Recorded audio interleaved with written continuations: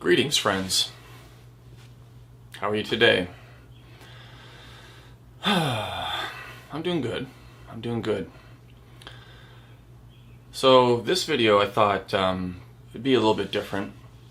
You know, I'm thinking of like other ways to bring content to this channel, and I can't always be out on the road filming bands and stuff like that. So I thought about what are some ways that I can broaden what I'm doing here. And I also felt like it could be a way for us to get to know each other a bit better, and we could hang out a bit. We can talk and chat and share ideas together. And what I was thinking about sharing today, it's definitely something that I've struggled with in terms of my art throughout the course of, you know, my adulthood and stuff, which is the idea of having a hobby and a passion that that you love doing, and it's a way for you to express yourself creative and creative outlet.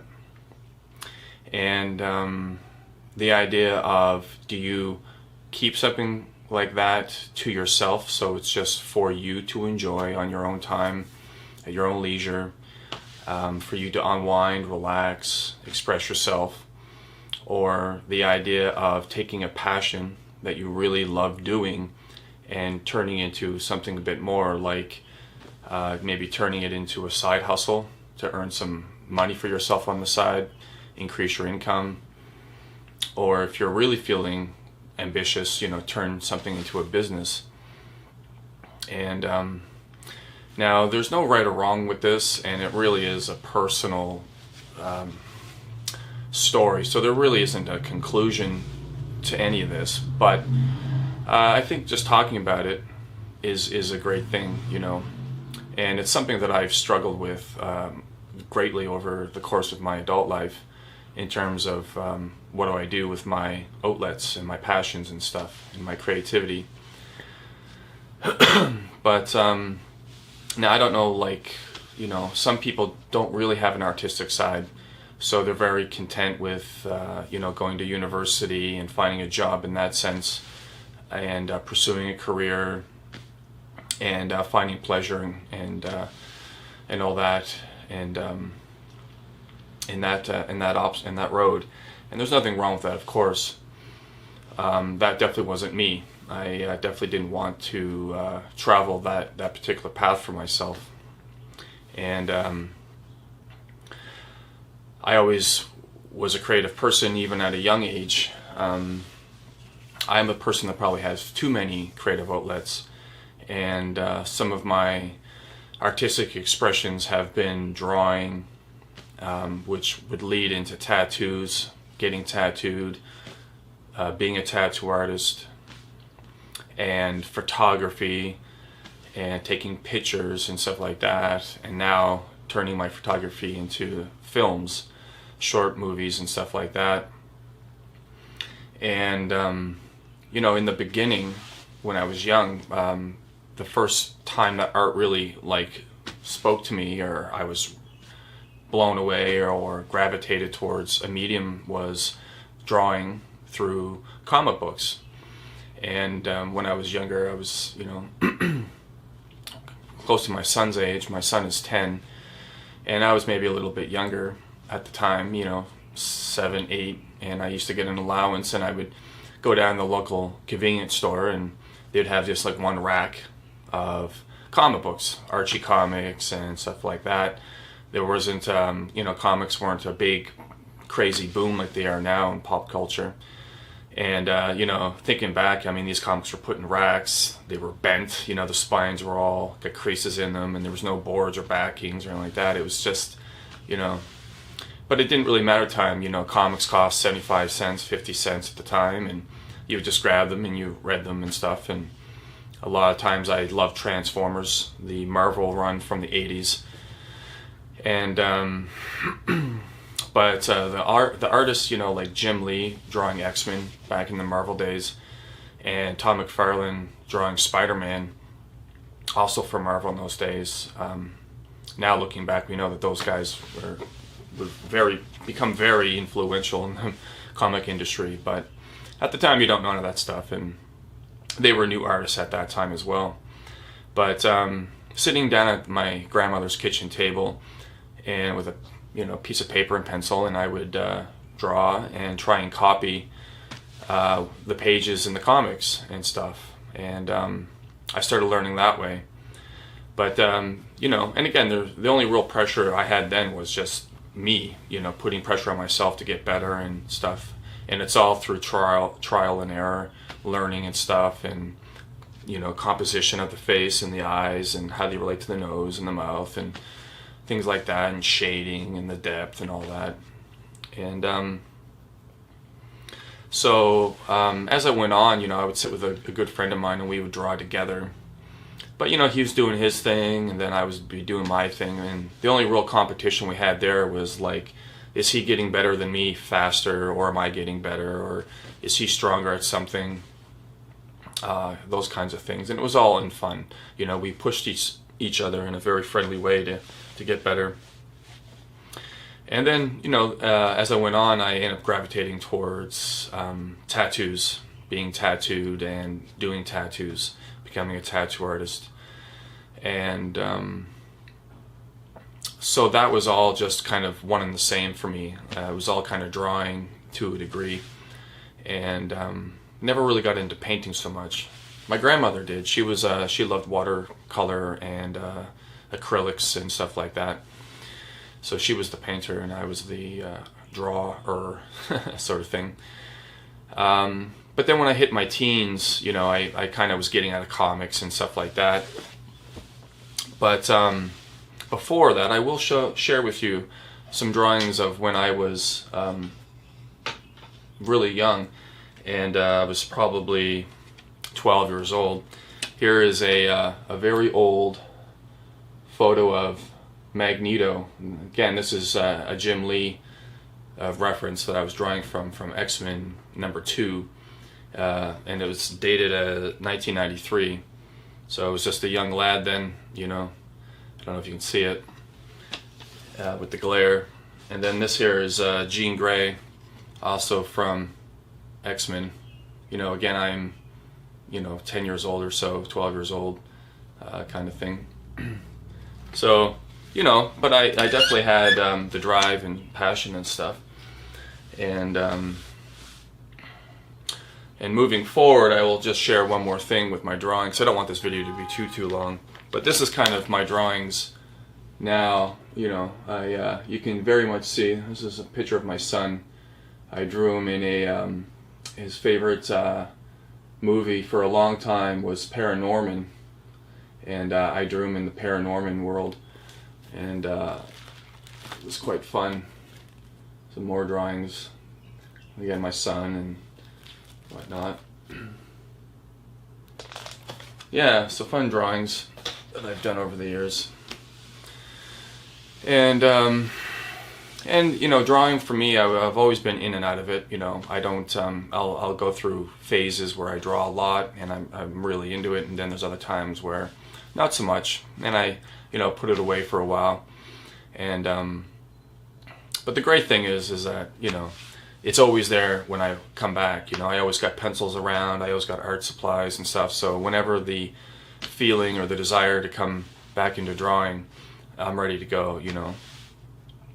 But yeah, in my teenage years, I would kind of get out of comic books a bit and start to explore other parts of art and stuff. And that's around when music really started to take hold for me and stuff. It was a lot more than just radio and the music or my mom having on her favorite tunes. Became more personal for me, and also with that photography. And yeah, I was probably 15, 16. I was in high school, and I started buying disposable cameras, again with my small income or whatever, my allowances or part-time job. And I would go down and spend $10 on a little plastic disposable camera. And this is when film was, still a thing. It was there was no digital formats then. And those cameras didn't do really anything. The lenses were pre-focused. You couldn't adjust them in any way. Couldn't adjust your exposures. Little tiny flash, and that's really all the control you had. And you just click away, very easy and fun. But it was always really exciting after I finished the roll, and I would drop it off at the 1 hour photo, and I would be so excited to see how my pictures turned out. Very excited. It was really exciting, something special about those days. And then as time went on, I would really stick with it, and I would enroll myself in college and enroll in a photography program. And I was probably in my early to mid 20s then, 23, 24, something like that. And again, it was still film, so I got to do the dark room and process my own negatives and do my own printmaking and stuff like that. And it was absolutely fantastic. What a magical time in my life, the dark room and meeting other people and that were doing pictures and stuff. And then as the class went on, we started getting to studio work, and we started learning about lights and positions and different lightings and stuff like that. And we would have big medium format cameras using 120 film, and I can't remember. There was one huge camera, and it was just one photo, and the one negative was like one film strip, and it was like a 4x4 negative. It was massive. Definitely couldn't really go out and buy that yourself. It was definitely all provided through the school stuff, but that was for again, high resolution, so to speak. So you could take a picture like that and blow it up the size of the wall, and it would have all of its integrity and stuff like that. But it was incredible. It was an incredible time, and after that, we got out of school and graduated and all that, and then I needed to, find a job and hopefully find a job in my field. So I am getting into a photo lab and doing that, and then, probably after, I would say, about 5 years from when I graduated to getting into the work industry and stuff like that, digital technology started to come around, and 2-3 megapixel cameras started to come around, and it was like 5 and 6, and every 6 months new cameras come out and be better, and then they have 2 times 10 times digital zoom and this and that, and eventually within, like I said, 5 years or so, the whole market would be almost gone. All the photo labs were closing, especially all the film stuff. Nobody was interested in film anymore. It was really expensive, and the chemicals and processing, all that stuff, and then almost all the photo labs, Black's Photography, Carsan Mosier, these are just ones that were in my area, Japan Camera, and all kinds of other ones. They pretty much all died out eventually, and there was only 1 or 2 that really struggled to keep going. So when that happened, then I pretty much I again got out of photography.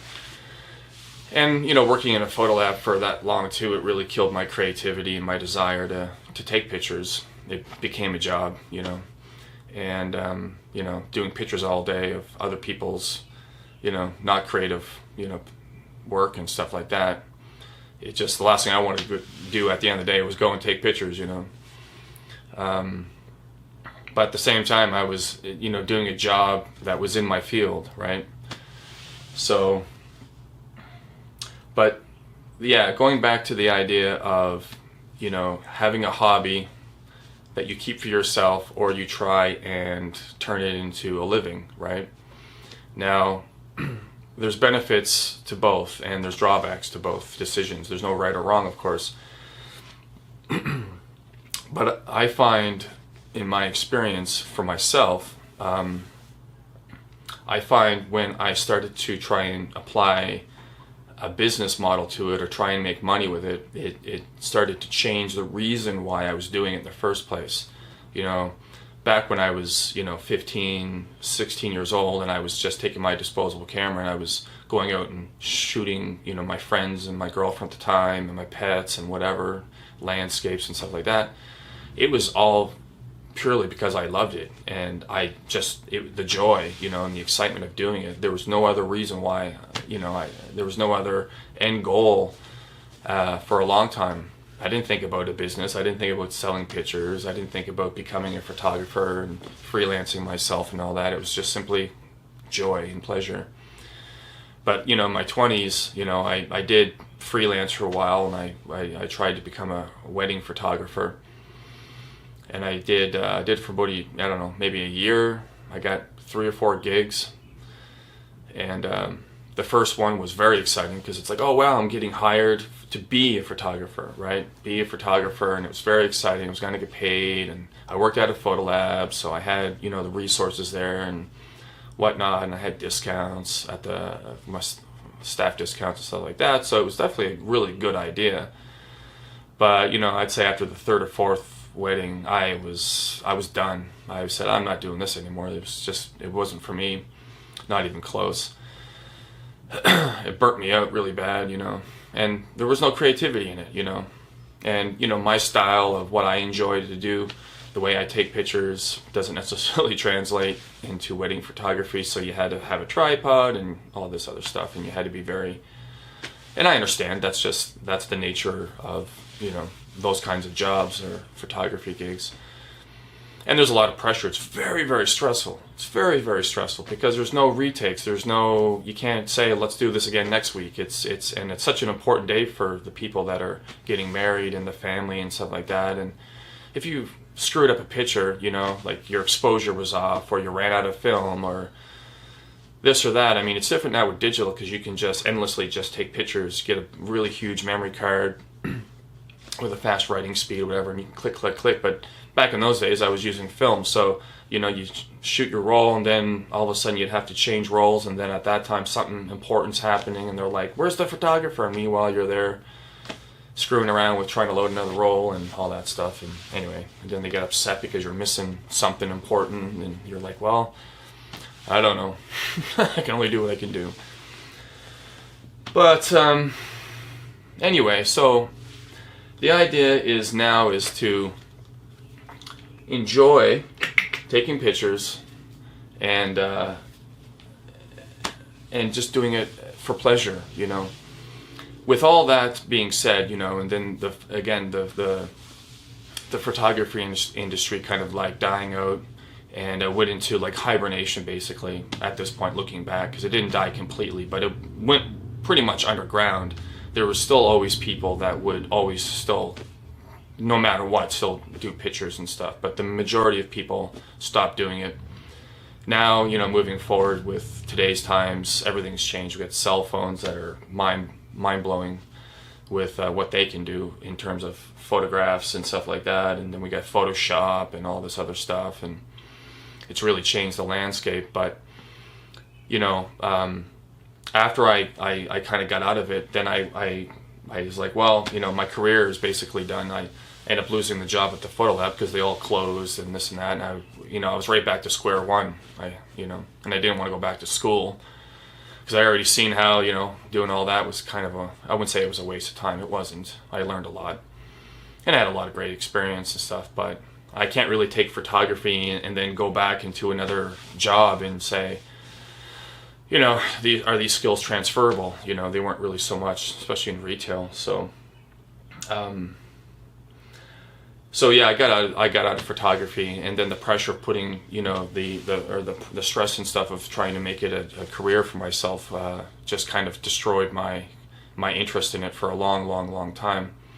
But then that's when I would go back to drawing, and I would at that time too, I was trying to learn how to tattoo and stuff, and get into that, and that's a whole nother story or whatever. But art was always there for me, and no matter what, and it doesn't get upset if you leave it and you go do something else and all that. It's always there. And but one thing I found though is, like, with my drawing, it's a visual medium, and your eyes are training on looking at and scanning faces in the drawing, stuff like that, and trying to recreate it.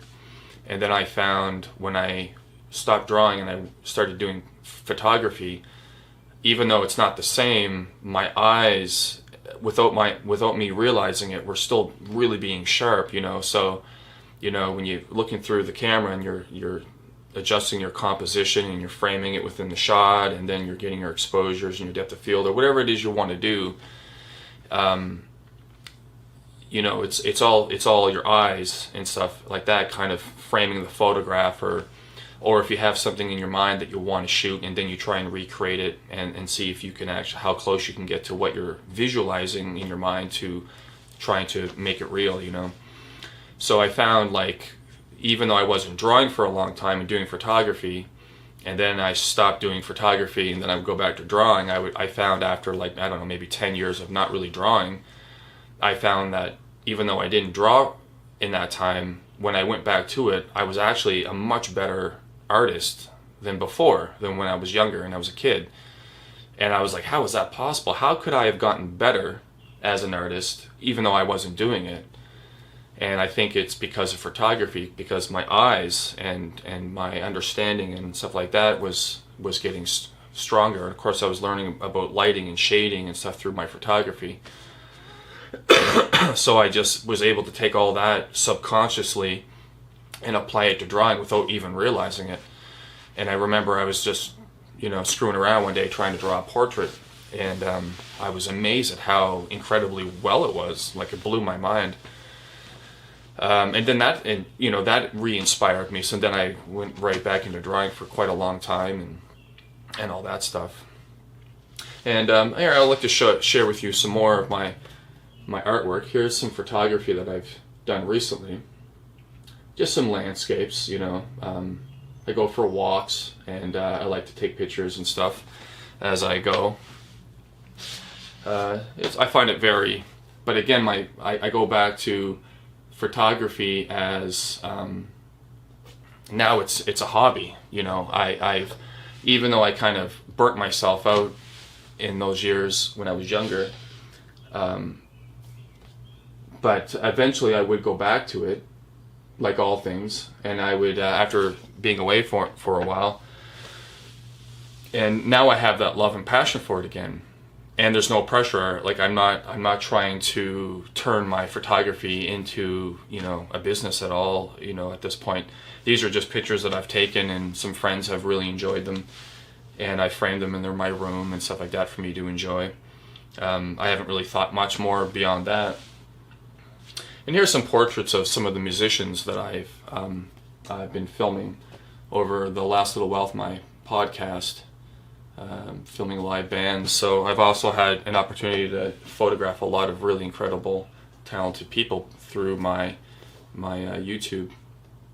It's quite a beautiful thing.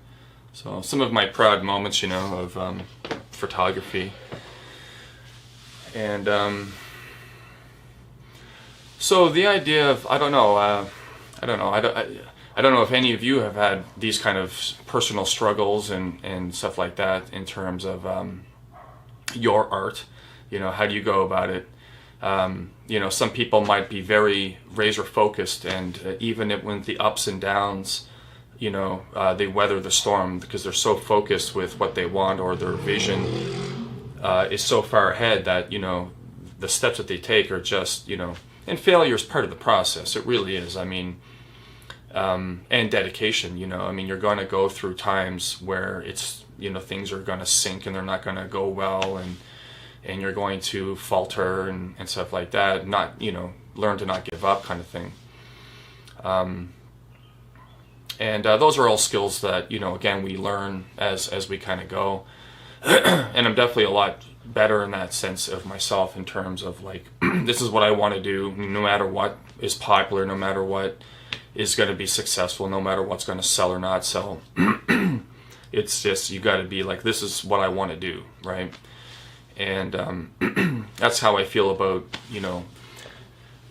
film now. And this whole YouTube thing was kind of an accident, to be honest. I've always loved movies and film. That's another format that I've loved, and like many of us, I used to love going to Blockbuster and renting movies and watching TV shows that would be kind of like movies, well, I guess that's more the case now, but back, back in the 80s and stuff, television was television, movies were movies. Now everything is kind of blurred, television shows have such big budgets, they're almost like movies, whatnot. But I never ever thought about doing this. My photography was that, just pictures and stuff. I never thought about doing movies and making a YouTube channel and stuff like that. That was just only in the last couple of years that I started to experiment with film on my own.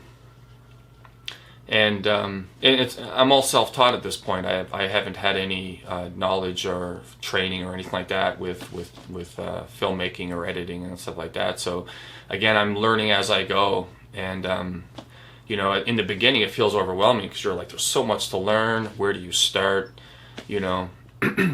But you just take your time. You just take your time and you do what you can. And if you feel, like you've done enough for the day, you can put it down, try again tomorrow. And, and eventually you start building up your skills, you start learning more, things start connecting more, and it all starts to work out. So now here I am, I'm in my 40s, I just turned 47, and making videos. And so what am I doing with that now? What is my end goal with this? The idea is I don't know. I don't want to do that to myself. I don't want to think about why am I, what. I know why I'm doing it. I'm doing it because I love it. I love music. And I love that we have such a good music scene here. It's so incredible. And being able to help other artists, but they're also helping me because it gives me content, right, for this channel, for you to enjoy, for me to enjoy. And so it's a beautiful relationship, with this particular project, because a lot of these bands are, we're all struggling artists. A lot of these bands, they got their day jobs, and they're putting every extra little bit of cash they have into their music, into their gear. To get better gear, they need a better guitar, they need a better amp. They want to make an album, they need a tour, whatever, merchandise. It all comes out of their pocket for the most part, especially with the people that I've been, hanging out with and stuff. Just like me, all my gear and stuff, I need a lot of gear. There's no end to it, but, you use what you have at the time and create with what you can, with what you have. And, but I gotta say, the thing that makes it really incredible is, like, already I've only been doing it for 3 or 4 months, and I've gone to some shows, and people are already starting to recognize the channel. They're like, "Oh, you're Open Path," and it's kind of neat, It's a small community, so it doesn't really take much, You go to the same pubs and stuff like that. There's a lot of bands, and it's a really good community of people, right? But when people come up to me and they thank me, they're like, "Thank you so much for filming, the show last night or last week, or." It really helped us. Thank you so much. And man, it feels amazing. Like I can't even express how good that feels. And the good thing is that it's really sincere. Some of these folks that I've chatted with, man, they're the way that they are so grateful and happy. They're like, "I can't believe you did that for me. I can't believe you helped our band. I can't believe you did." And I'm like, "Well, no, thank you. Thank you for letting me film. Thank me for letting me because some of these videos, I'm like right up in your business, like, right? So, and as a performer, they don't want cameras right in their face. Maybe they do, but, and I thank them right back. I mean, thank you for letting me do that and giving me content, So it's a beautiful way to share in your community and stuff. And I think with art, that's kind of, what I always kind of wanted was, collaborations. Now, I didn't really have that sort of thing with drawing. It wasn't a collaboration art form for me. It was more of a solitary, unless I had a friend, but we're not collaborating. We're just kind of quietly doing the same thing in our shared space, But photography, unless you're like a landscape or wildlife photographer, you're doing your own thing. But, a lot of times if you're photographing, bands or people or whatever, it's a collaboration. And it can be a wonderful thing. It could also be a complete pain in the ass too, you know, people not showing up and postponing and being difficult, or yeah, so collaborations, you know, and it's a beautiful thing. And so yeah, what am I getting at is, you know, so with this project that I'm doing now, I don't think, you know, in terms of like where do I see this in like a year from now, or you know, 10 years, 5 years, whatever. I just I don't know, you know, it's such an organic process. So I find like even when I started this, but like before I even made my first video, I was like, okay, I was originally just going to do art, you know, it wasn't going to be music. Music was going to be a part of it, but I was going to do more of like the art community. So I was going to interview tattoo artists, and I was going to interview painters or whatever, writers, whomever, whatever, you know, musicians and stuff like that. And I thought just the art scene, you know, just do it all, you know, like all my interests, you know, video games, comics, whatever, and showcase art in general. But again, you know, it wasn't quite as easy, you know, after I started to do it, you know, I mean, there was a lot of people that weren't really interested. Understandable. Not everybody wants to be on, you know, video and put on the internet and all that. So, you know, but what I'm getting at is that it was an organic process. You know, what I wanted to do and what I thought I was going to do turned out to be not where it was going. And then the music just, and music was more of a reaction. My phone.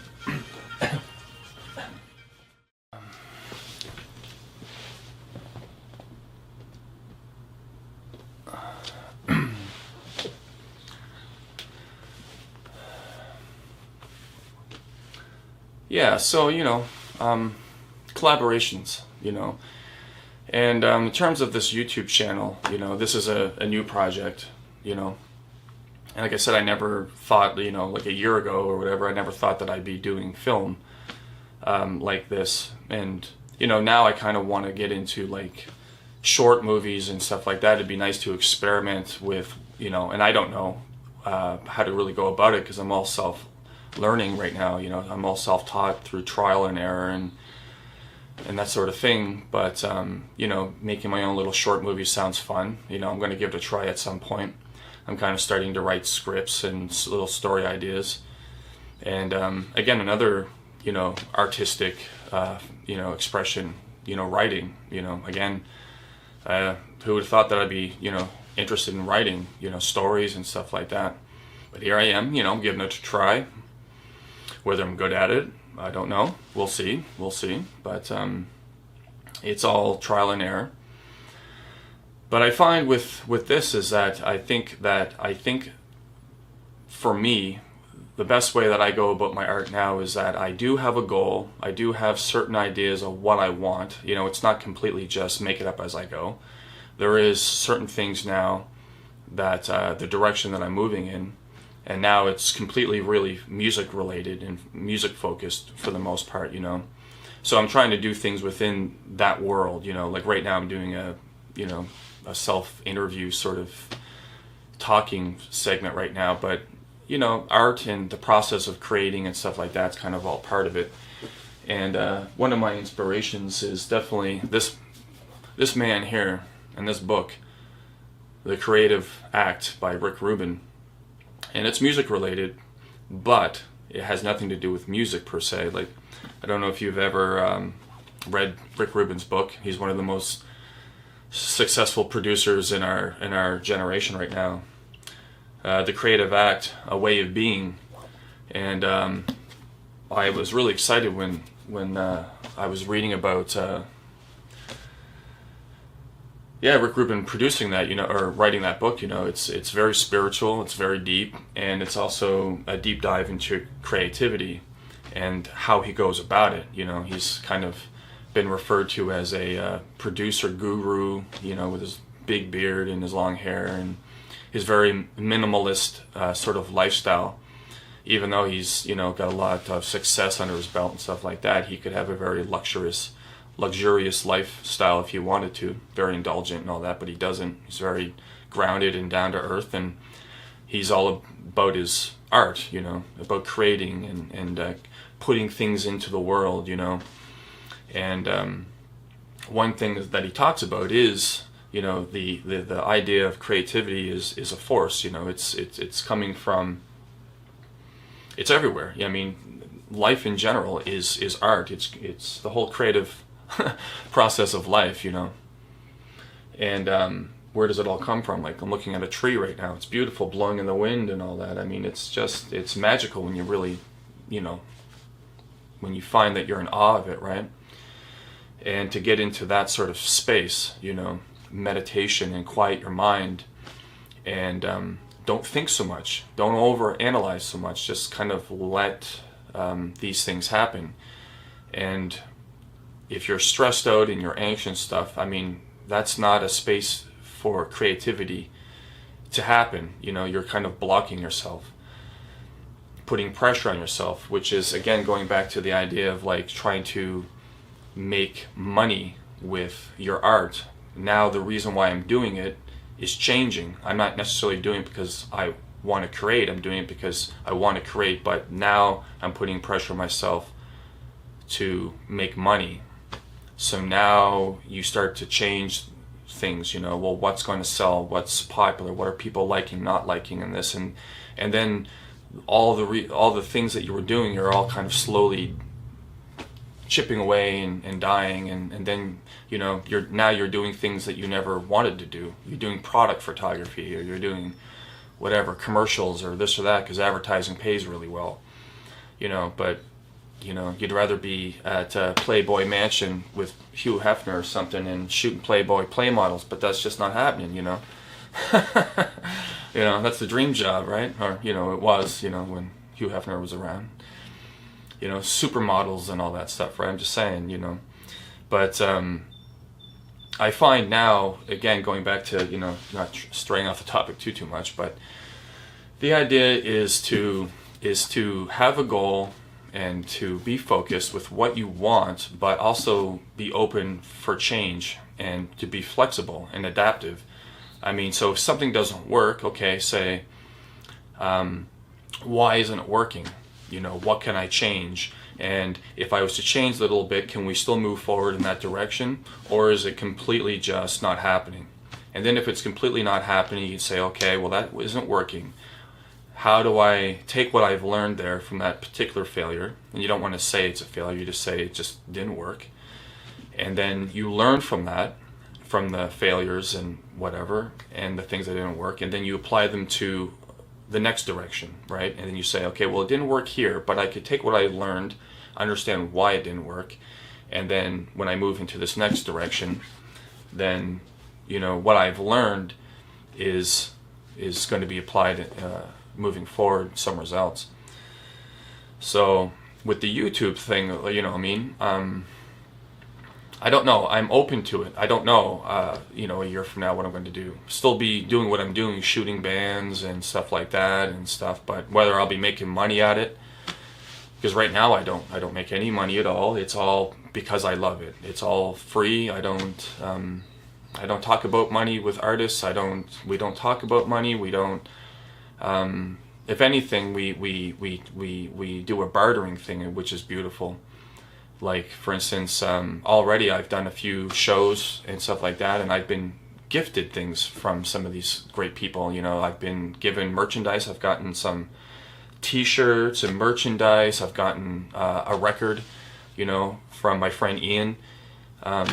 He came over one time on the Stoned on Vinyl and brought a record, and he said, "This is for you, brand new." It was beautiful, and very, very, very rare, because it was a very limited print run of these vinyls, and so on and so forth. So there's other ways to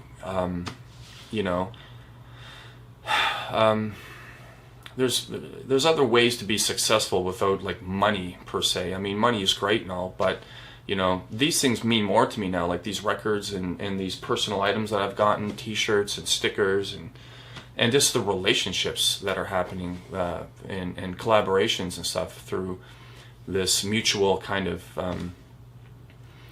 project. We're helping each other. So the friendships that I'm developing and stuff like that is invaluable, you know. And if I was really trying to be like, well, I'm a videographer and I'm going to do this and I can shoot and it's going to cost this much money to do it, like I said, a lot of these artists, man, they don't have any extra money like that. They're just putting everything they can into their own thing. So like if I was waiting for people to pay me to do this, I wouldn't have any content. I wouldn't have shot. What did I shoot? 20 bands so far? 20 bands, I think, or something like that I got on my YouTube right now. I mean, if I was waiting for people to pay me to do those videos, none of them probably would have happened, because, you know, even if they wanted to, they might not be able to afford it, you know, or whatever. And I'm an amateur right now, so, you know, if anything, this is helping me. It's giving me experience, you know, so it's very valuable to me and stuff. And anyway, I'm kind of going on a bit, but yeah, you know, I mean, I'd like to hear from you and what you think of. I mean, maybe you've had great success. Maybe you've turned your art into a great business. You know, I see other YouTubers and stuff, a lot of the video game people that I follow, you know, they've eventually become very successful, you know, and they have a massive video game collection that they show, or record collection, or whatever, you know, that you're collecting or whatever. And some of it might be too much. I've become more of a minimalist these days in my years, you know. I find possessions just kind of weigh me down. If I have it, it's because I really want it and I enjoy it and I use it and stuff. But, you know, there's been many times where I've had lots of video games and I would buy them.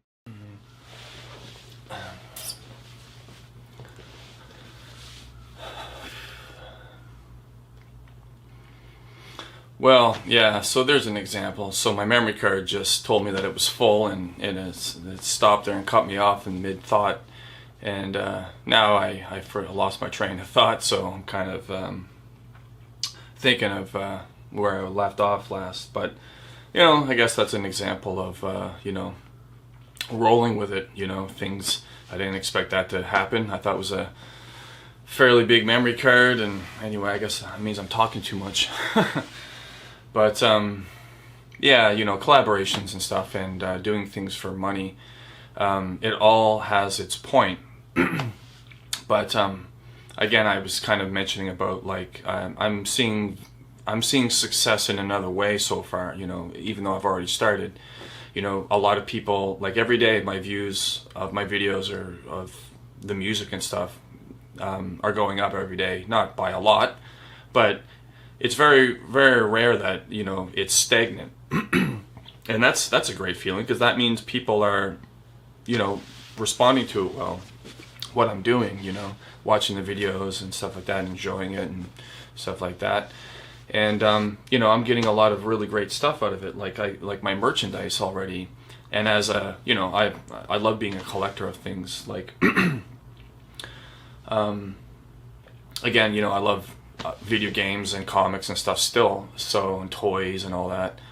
And I love collecting. I got a, you know, I'm getting a nice, you know, vinyl collection stuff there going on.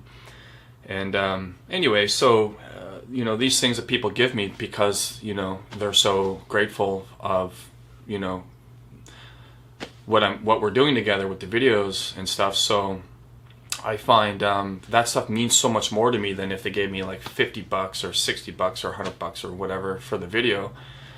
And I mean, like, now when I look back on you know, some of these items, it's like I have memories attached to some of these items now, you know, and they were given to me by my new friends, you know, new relationships that I'm developing, and that you can't, money can't buy that. Money just can't buy that, you know. It can't buy that. So yeah, but whether this will, you know, whether this will turn into a business or anything, I don't think that way at this point anymore.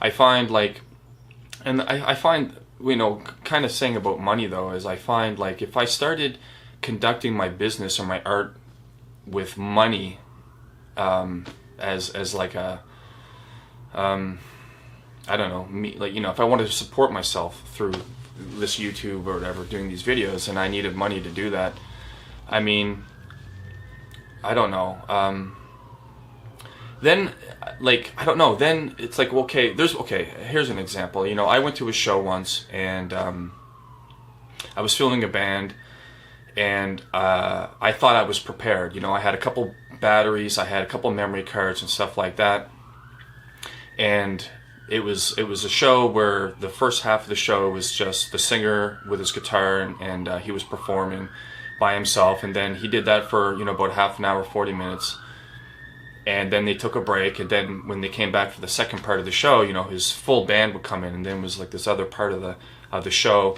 and something happened when they came back. My batteries were all dead. You know, I had used too many of the batteries, and I didn't realize exactly how long they would run for. And I thought you know, 2 batteries was going to do it for me, but it turned out that wasn't the case. So my battery died, which means I couldn't do any more filming. So I lost the whole second half of that show. I was so upset. You know, I was so upset, and I was disappointed that happened. It happens, you know. This is what happens. This is life. But now, if I was being paid, if that artist was paying me to film that show, and I made a mistake like that, that would have made me look so bad. It would have been very unprofessional, and you know, again, they probably never would have hired me ever again. You know, and the word of mouth, you know, they'd say, oh, well, this guy was not very professional. You know, he this and that, but I was going there on my own time. You know, I was going there on my own time. There was no expectations. They didn't even really know I was doing the filming there until, you know, later on. I would say, hey, you know, I got my camera. Do you mind if I do a little bit of filming?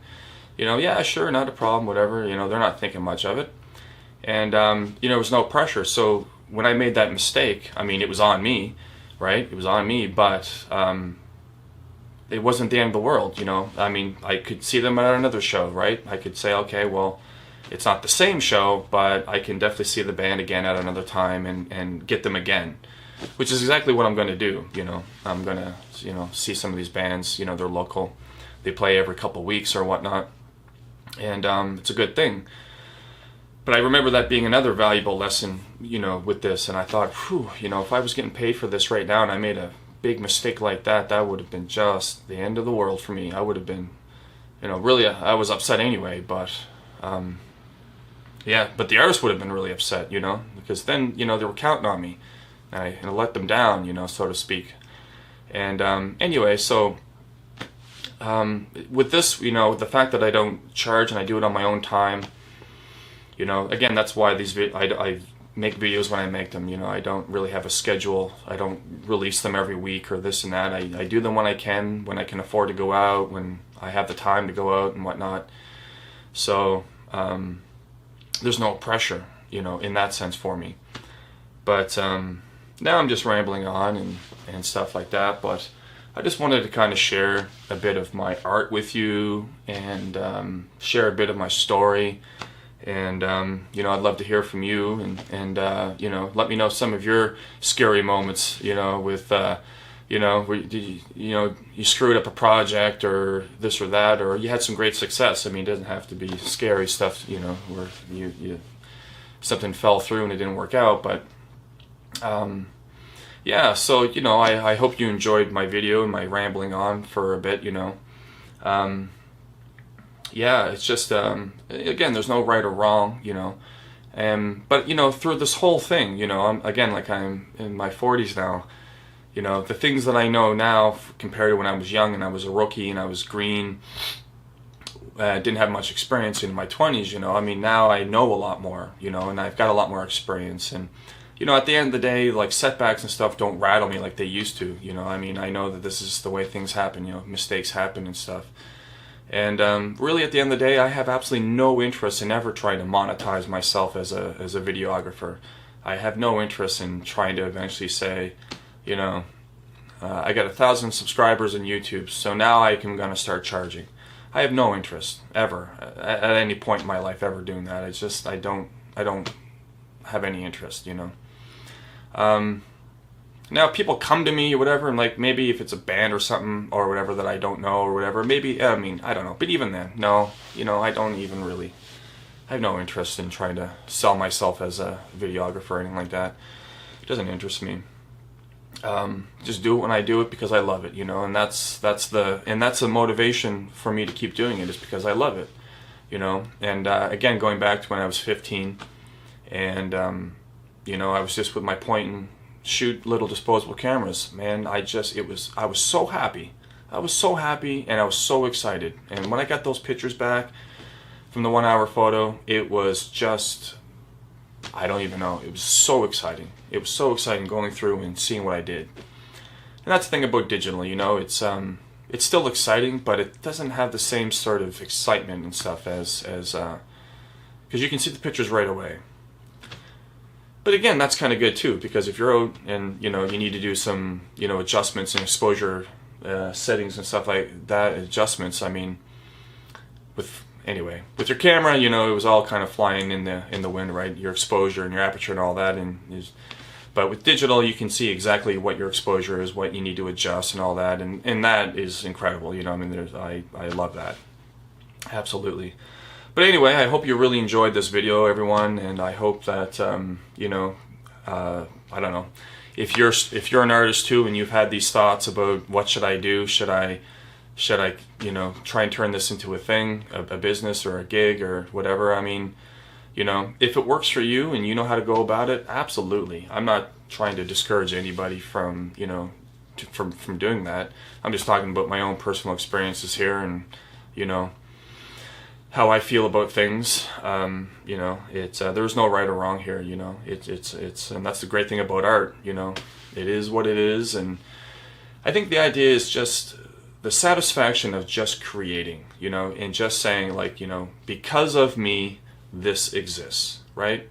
I mean, every time I upload a video, I go out and shoot a band or do something like that, and even after this video, you know, I'll feel so fulfilled that I did this. You know, I sat down and I took the time and I created something. You know, whether, you know, and how people you know, receive it is what it is. I mean, whether it gets 10 views or 1,000, it's really irrelevant for me at this point. It's just the fact that I did it, right? The fact that I did it and I sat down and I created something and I put it out into the world, and it feels amazing. You know, it feels, how can you not feel bad about that? That feels good, just to be able to create.